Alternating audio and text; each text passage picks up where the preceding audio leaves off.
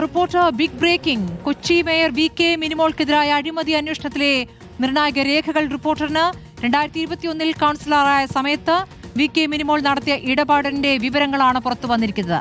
Road പണിക്കായി സ്വന്തം അക്കൗണ്ടിൽ വാങ്ങിയ 3 ലക്ഷം രൂപ ഉപയോഗിച്ചല്ല പണി ചെയ്ത് കോർപ്പറേഷന്റെ ചെലവിലാണെന്നും വിജിലൻസ് കണ്ടെത്തി. ഇതിനായി ഫ്ളാറ്റ് കമ്പനിക്ക് എഴുതിയ കത്ത് റിപ്പോർട്ടറിന് ലഭിച്ചിരിക്കുന്നു.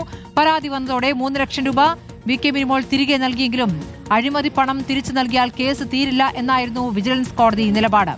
അനിൽ ഇമാനുവൽ വിവരങ്ങളുമായി. അനിൽ, ഇപ്പോൾ 2021 കേസാണ്, അതിപ്പോൾ എവിടെ എത്തി നിൽക്കുന്നു? വിജിലൻസ് കോടതിയുടെ നിലപാട് ഈ കേസ് തീരുന്നില്ല എന്നുള്ളതാണല്ലോ. അപ്പോൾ ഈ അഴിമതി ആരോപണം നിൽക്കുകയാണോ? എന്താണ് ഈ അഴിമതിയുടെ യഥാർത്ഥ ചിത്രം? സ്മൃതി, വിജിലൻസ് കോടതിയാണ് ഇതിൽ ഏറ്റവും ശക്തമായി ഇടപെട്ടിരിക്കുന്നത്. നമുക്കറിയാം, തെരഞ്ഞെടുപ്പിനൊക്കെ മുൻപ് വിവരങ്ങൾ പുറത്തു വന്നതാണ്. വിജിലൻസ് അന്വേഷണ സംഘം പ്രാഥമിക അന്വേഷണമാണ് നടത്തിയത്. ഇതിലെ പ്രതിസ്ഥാനത്ത് നിൽക്കുന്ന മേയറെ വി.കെ. മിനിമോളെ സഹായിക്കുന്ന തരത്തിലാണ് എന്നാണ് ആക്ഷേപങ്ങൾ ഉയർന്നത്. അതിൽ വസ്തുതയുണ്ടെന്ന് നമുക്ക് തന്നെ തോന്നാം. കാരണം റിപ്പോർട്ടിൽ പറയുന്നത് ഈ ക്രമക്കേട് നടത്തിയ തുക 3 ലക്ഷം രൂപ തിരികെ നൽകിയിട്ടുണ്ട്. അതുകൊണ്ട് ഇതിൽ വിജിലൻസ് കേസിന് സ്കോപ്പില്ല എന്നാണെന്ന് പറഞ്ഞത്. അതിനെ ചലഞ്ച് അത് കോടതി തന്നെയാണ് അതിനെതിരെ നിലപാടെടുത്തിരിക്കുന്നത്. അങ്ങനെ തുക തിരികെ നൽകിയതുകൊണ്ട് കുറ്റമില്ലാതാവുന്നില്ല, ക്രിമിനൽ ലയബിലിറ്റി ഇല്ലാതാവുന്നില്ല എന്നാണ് കോടതി വ്യക്തമായി പറഞ്ഞത്. അതുകൊണ്ട് തന്നെ ഇതിൽ സർക്കാരിന്റെ പ്രോസിക്യൂഷൻ അനുമതി വാങ്ങാനാണ് കോടതി നിർദ്ദേശിച്ചുകൊണ്ടാണ് കഴിഞ്ഞ മാർച്ച് 13 ഈ വിഷയം നടപടികൾ അവസാനിപ്പിച്ചിരിക്കുന്നത്. അതുകൊണ്ട് തന്നെയാണ് ഇതിലെ മറ്റ് രേഖകൾ നമ്മൾ പരിശോധിച്ചത്. അതിൽ ഏറ്റവും പ്രധാനപ്പെട്ട ഒന്നാണ് ഈ 3 ലക്ഷം രൂപ തന്റെ അക്കൗണ്ടിലേക്ക് നൽകാൻ ആവശ്യപ്പെട്ടുകൊണ്ട് വി.കെ. മിനിമോൾ ഫ്ളാറ്റ് കമ്പനിക്ക് നൽകിയിരിക്കുന്ന കത്താണ് നമ്മൾ പുറത്തുവിടുന്ന ഒന്ന്. അതുപോലെ തന്നെ ഫ്ളാറ്റ് കമ്പനി മിനിമോളുടെ അക്കൗണ്ടിലേക്ക്, ഈ പേഴ്സണൽ അക്കൗണ്ടിലേക്ക് ഈ തുക നൽകുന്നു. ഇതിൽ ഏറ്റവും പ്രധാനപ്പെട്ട കാര്യം എന്ന് പറഞ്ഞാൽ ഇത് അടിസ്ഥാനപരമായി ഒരു റോഡ് പൊതുവഴിയുടെ ബ്യൂട്ടിഫിക്കേഷനായിട്ട് ബന്ധപ്പെട്ട ഒരു വർക്കാണ്. ഇതിനാണ് സ്വകാര്യ സ്ഥാപനത്തിൽ നിന്ന് വി.കെ. മിനിമോൾ കൗൺസിലറായിരിക്കും ഈ തുക കൈപ്പറ്റുന്നത്. അതിന്റെ ഒരു അല്പം ചരിത്രം വിശദീകരിക്കുകയാണെങ്കിൽ 2008-2009 കാലഘട്ടത്തിൽ പാലാരിവട്ടം കളവത്ത് ക്രോസ് റോഡിൽ നിർമ്മാണം ആരംഭിച്ച ഒരു flat project KG Oxford apartments എന്ന് പറഞ്ഞിട്ട് ആ ഫ്ളാറ്റ് നിർമ്മാണം തുടങ്ങുമ്പോൾ റോഡ് ആകെ താറുമാറാകും, വലിയ വാഹനങ്ങൾ കയറി ഇറങ്ങിയെന്ന് റെസിഡൻസ് അസോസിയേഷനുകൾ ആശങ്ക അറിയിച്ചതിനെ തുടർന്ന് ഈ നിർമ്മാണ കമ്പനി തന്നെ അവരുടെ അക്കൗണ്ടിലേക്ക്, അവരുടെയും അസോസിയേഷന്റെയും സംയുക്ത അക്കൗണ്ടിലേക്ക് ഒരു 5 ലക്ഷം രൂപ നിക്ഷേപിക്കുകയാണ്, പഞ്ചാബ് നാഷണൽ ബാങ്കിന്റെ അക്കൗണ്ടിലേക്ക്. പിന്നീട് 2015 ആ ഫ്ളാറ്റിന് നിർമ്മാണം പൂർത്തിയാകുന്നു. റോഡ് ആകെ താറുമാറായി. 2018 ഫ്ളാറ്റ് റോഡ് പുനർനിർമ്മിക്കാൻ ആവശ്യങ്ങൾ ഉയരുന്നു. അതനുസരിച്ച് മിനിമോൾ മുൻകൈയെടുത്ത് റെസിഡൻസ് അസോസിയേഷന്റെ യോഗം വിളിച്ചു ചേർത്ത് എല്ലാ പിന്തുണയും വാഗ്ദാനം ചെയ്യുന്നു.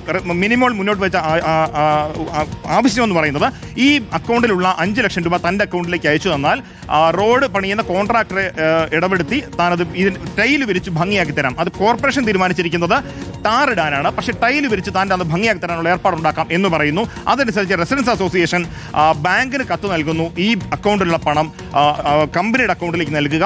അതിനുശേഷം കമ്പനിക്ക് മിനിമോൾ കത്ത് കൊടുക്കുന്നു, ഈ പണം എൻ്റെ അക്കൗണ്ടിലേക്ക് തരിക. അങ്ങനെ അതനുസരിച്ച് കമ്പനി മിനിമോളുടെ അക്കൗണ്ടിലേക്ക് കൊടുത്തുവെന്ന് അറിയിച്ചുകൊണ്ടുള്ള കത്ത്.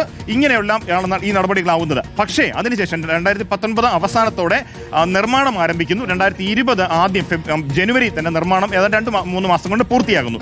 അതിനുശേഷം ബാക്കിയുള്ള 2 ലക്ഷം കൂടി തന്റെ അക്കൗണ്ടിലേക്ക് നൽകാൻ മിനിമോൾ ആവശ്യപ്പെടുന്നു. ഈ ഘട്ടത്തിൽ റെസിഡൻസ് അസോസിയേഷൻ കോർപ്പറേഷനിൽ നിന്ന് വിവരാവകാശ നിയമപ്രകാരം രേഖകൾ ശേഖരിക്കുന്നു. അത് കാണുമ്പോഴാണ് അവർ ഞെട്ടുന്നത്. കാരണം ഈ തുക ഇവർ മിനിമോൾക്ക് നൽകിയ 3 ലക്ഷം രൂപ ഇതിൽ ഒരിടത്തും ഉപയോഗിച്ചിട്ടില്ല.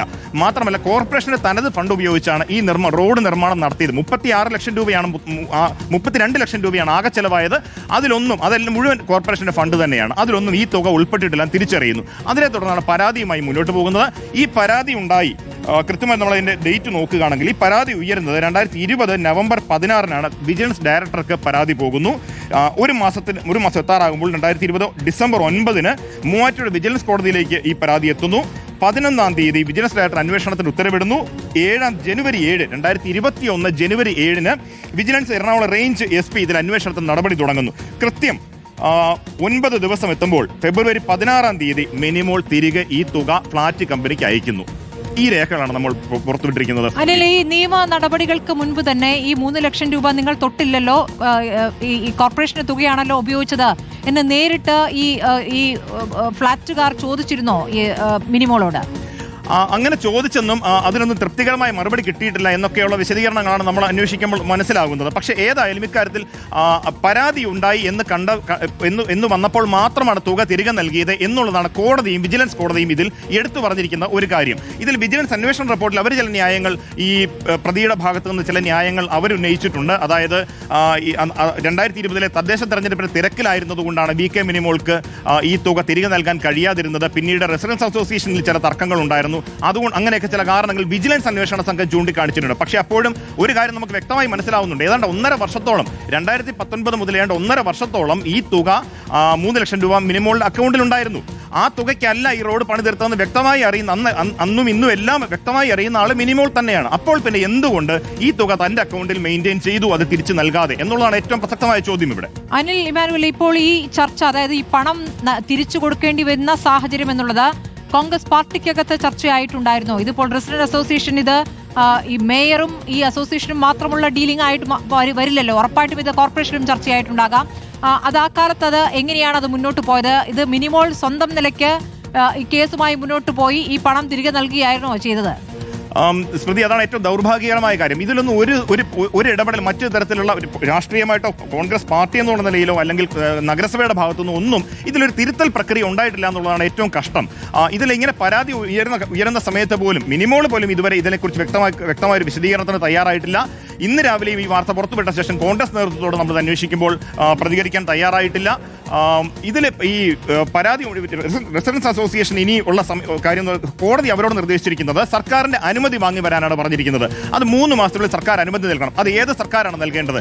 ഇതുവരെ ഈ കേസിൽ വിജിലൻസ് അന്വേഷണത്തിൽ സ്കോപ്പ് ഇല്ല എന്ന് എഴുതി നൽകിയ LDF സർക്കാരിന്റെ കാലത്താണ്, ഈ കഴിഞ്ഞ വർഷങ്ങളിലാണ്. അപ്പോൾ ആ സർക്കാരിന്റെ തുടർച്ചയുണ്ടാകുമ്പോൾ അവരിനി പ്രോസിക്യൂഷൻ അനുമതി കൊടുക്കുമോ? UDF സർക്കാരാണ് വരുന്നതെങ്കിൽ പ്രോസിക്യൂഷൻ അനുമതി എങ്ങനെയാകും എന്നൊക്കെയുള്ള കാര്യങ്ങളാണ് ഇനി അറിയാനുള്ളത്. എന്ത് തന്നെയായാലും 3 മാസത്തിനുള്ളിൽ ഇതിലൊരു നിലപാട് സർക്കാർ അറിയിക്കേണ്ടി വരും. അത് ആവശ്യപ്പെട്ടുകൊണ്ടാണ്, നിർദ്ദേശിച്ചുകൊണ്ടാണ് കോടതി ഇതിൽ നടപടികൾ അവസാനിപ്പിച്ചിരിക്കുന്നത്.